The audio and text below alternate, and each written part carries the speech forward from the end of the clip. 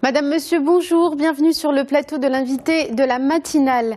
Début mai, le comité directeur chargé de la prévention et de la lutte contre les incendies de forêt se réunissait pour dresser un bilan des incendies de forêt pour l'année 2016 et présenter le plan d'action pour l'exercice 2017. Pour nous en parler ce matin et à l'heure où la saison des incendies de forêt débute, nous avons le plaisir ce matin de recevoir sur notre plateau Monsieur Abdelhadim El Hafi. Vous êtes le haut commissaire aux eaux et forêts et à la lutte contre la désertification. Merci beaucoup d'être avec nous. Bonjour. Alors, Monsieur El Hafi, je le disais tout à l'heure, ce comité directeur s'est réuni au début du mois de mai. Est-ce que vous pouvez d'abord nous dire un mot de ce comité? Qui réunit-il et quelles sont ses prérogatives? Agir contre les feux de forêt, ça suppose une coordination avec tous les intervenants. Il y en a beaucoup, pratiquement tous les départements sont concernés. Et l'ordre du jour est établi en 2 points en principe. C'est d'abord d'examiner le bilan de la saison écoulée, d'en tirer les enseignements et en même temps de se préparer pour la saison en cours. Donc les opérateurs sont multiples. Il y a d'abord la protection civile, les eaux et forêts, les forces royalaires, la gendarmerie royale, les autorités locales, les forces auxiliaires. Enfin, il y a beaucoup de monde et le comité est constitué justement pour coordonner les actions et les interventions dans un cadre pour aller en ordre de marche efficace. Et il se réunit tous les ans à la même période? Toujours à la même période, nous nous réunissons pour nous assurer que tout le dispositif donc, est opérationnel, qu'il s'agisse des véhicules sur le terrain, les véhicules de première intervention, qu'il s'agisse de tout ce qui concerne les aspects de prévention, les tranchées pare-feu, les miradors, enfin tout le dispositif de lutte classique, on le passe en revue pour être sûr que nous sommes prêts pour réagir contre un éventuel feu de forêt. Alors, le bilan de cette... on ne va pas seulement parler de 2016, est-ce qu'on peut avoir une idée de la tendance pour les dernières années concernant les incendies de forêt au Maroc, à la fois sur le nombre d'incendies et aussi sur les superficies touchées?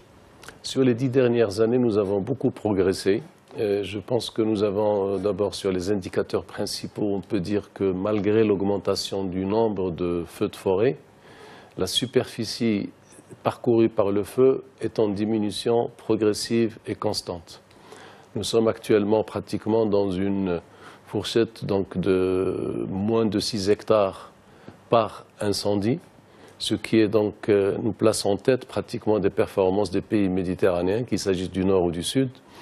Nous avons une superficie qui représente moins de 0,05% qui est parcourue par le feu annuel.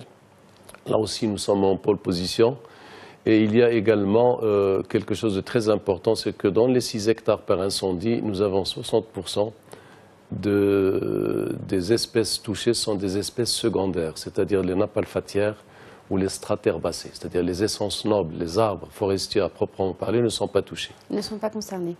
Et ceci tient au fait que les interventions sont faites très rapidement, c'est-à-dire que les feux sont circonscrits dès leur départ, ce qui les empêche donc de se propager dans les espèces forestières sensibles. Et c'est cela qui fait que la superficie touchée est en diminution?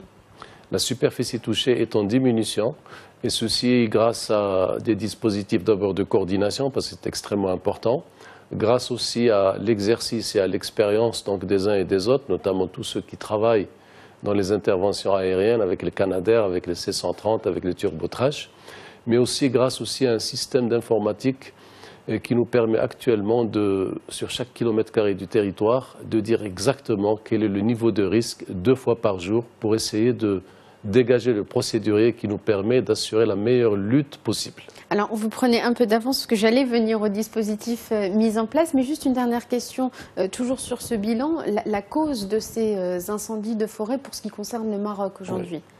Au Maroc, les feux de forêt qui sont dus à des phénomènes naturels sont rares ou exceptionnels. Donc toutes les origines sont d'origine humaine, soit par négligence, donc les campeurs dans les forêts qui négligent de ramasser les braises de charbon, etc.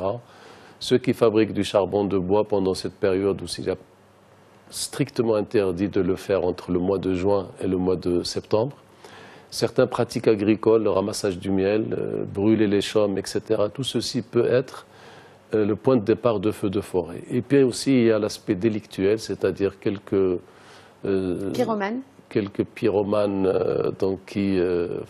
pas pyromanes au sens propre du terme, mais ce sont des gens donc, qui s'attaquent à la forêt pour des objectifs divers, mais ça reste maintenant assez limité, d'autant plus qu'il y a des investigations assez poussées maintenant, puisque tous les services actuellement qui sont impliqués dans cette lutte de feux de forêt agissent pour définir exactement les auteurs de tels délits, pour essayer de faire jouer la loi dans sa stricte rigueur.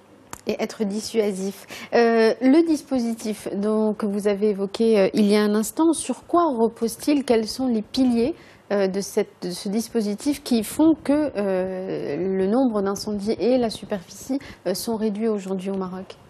Nous avons d'abord le premier étage, c'est la prévention, c'est-à-dire de faire en sorte que les feux de forêt n'éclatent pas. Donc il faut nettoyer les forêts, la sylviculture, il faut nettoyer les tranchées par feu, il faut vérifier tous les miradors ou les tours d'observation, il faut avoir les guetteurs en nombre suffisant.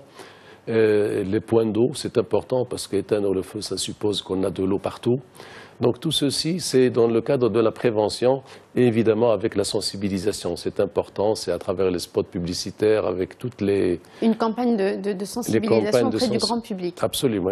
Donc ça, c'est l'aspect prévention. L'aspect lutte contre les feux de forêt, je viens d'en parler. Donc il y a un dispositif très sophistiqué qui permet d'abord de nous prépositionner dans les espaces qui sont très sensibles aux feux de forêt.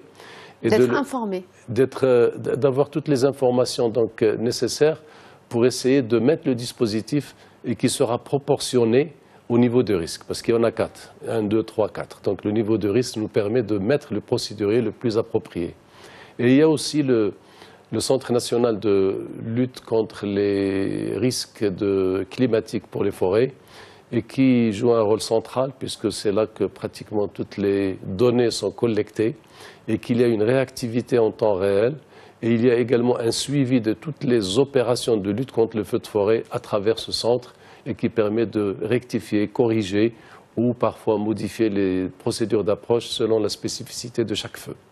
Est-ce qu'il y a des zones au Maroc qui sont plus touchées que d'autres par ces incendies de forêt et où le dispositif est peut-être mis en place avec plus de force ? Les espaces les plus touchés sont évidemment les espaces forestiers où il y a une densité de couvert végétal forte et là où il y a aussi des espèces sensibles telles que les résineux par exemple, les pins. Donc lorsque vous avez cela, vous avez effectivement toute la partie du nord-ouest du royaume, donc tout le Rif occidental qui est très sensible aux feux de forêt.